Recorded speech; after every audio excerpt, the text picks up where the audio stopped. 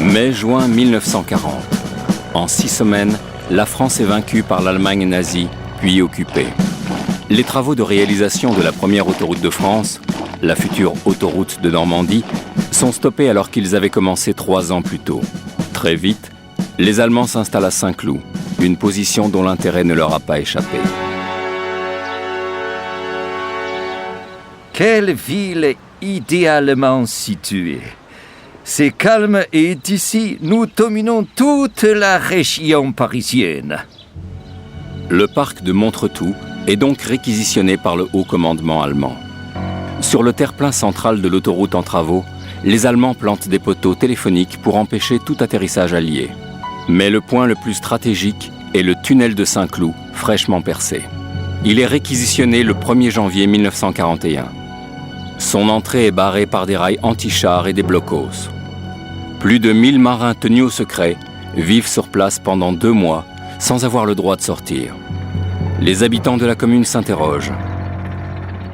D'après toi, Léon, ils gardent quoi là-dedans? Je sais pas, Madeleine, mais ça doit être bien précieux. Ils creusent sûrement pour retrouver les restes de Saint-Clodoald. Tu sais, le patron de la ville, le petit-fils de Clovis. Ça doit les passionner. Si ces types sont des archéologues, moi je suis un poisson rouge. À mon avis, il y a un truc pas clair. Mais le tunnel est si bien gardé que toute action de renseignement est impossible.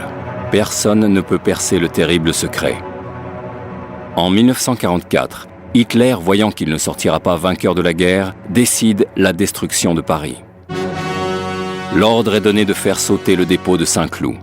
Il s'agit d'un énorme dépôt de munitions. On a caché dans le tunnel 300 torpilles de marine, du TNT et des centaines de détonateurs. Le 1er août 1944, le maire de la ville est convoqué par les autorités allemandes. Monsieur le maire, organisez-vous pour être prêt à faire évacuer la ville en 3 heures. Toute la population civile doit partir. Toute une ville en 3 heures? Mais vous n'y pensez pas.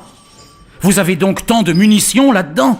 Il y a ce qu'il faut pour transformer la colline de Saint-Cloud en petit puits à grenouilles. Monsieur le maire, allez, exécution, raus! Alors le maire retourne chez lui et convoque ses proches. Messieurs, l'heure est grave. Que faire? Attendre le signal des Allemands et nous serons incapables de faire évacuer la ville en si peu de temps. Tout dire maintenant à nos concitoyens et c'est la panique assurée. Monsieur le maire, je ne vois qu'une solution. Il faut que les Allemands acceptent de tout jeter à la Seine. Et nous, la défense passive, avec les pompiers et les agents de la voirie, on balance toutes leurs bombes dans l'eau.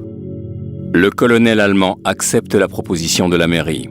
Et le 19 août à 6h du matin, un premier camion chargé de TNT s'apprête à tout jeter à la Seine. C'est alors qu'un officier allemand intervient. Halt! Hôte du Führer! Rien ne doit sortir d'ici. J'ai besoin de ces stocks pour détruire entièrement Paris. C'est l'homme qu'Hitler a envoyé pour détruire la capitale française. Mais il est déjà trop tard, heureusement, pour qu'il soit obéi. C'est en ce mois d'août 1944, le début de la débâcle du régime nazi. Les Allemands, avant leur départ, ne parviendront qu'à miner 2 ponts et la route Paris-Versailles. Saint-Cloud est sauvé, Paris aussi.